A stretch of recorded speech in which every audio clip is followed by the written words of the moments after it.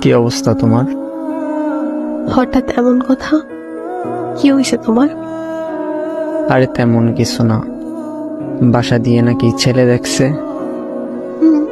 তো কি হয়েছে? ছেলের নাকি সরকারি চাকরি আছে।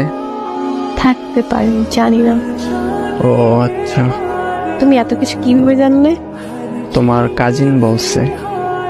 ও আচ্ছা, এইসব খবর ও ভালো রাখে। তোমার পরিবার তো মনে হয় রাজি।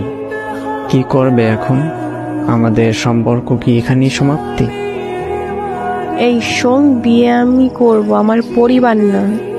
আর তোর এত কিছু কে ভাবতে বলছে? তোর সামনে পরীক্ষা, তুই পড়াশোনায় মনোযোগ দে। আমি তোর ছিলাম, তোর আছি, তোরই থাকবো। তুই পরীক্ষাটা দে আগে, তারপর হাত ধরে নতুন জীবন শুরু করব। সত্যি তো? হ্যাঁ সত্যি।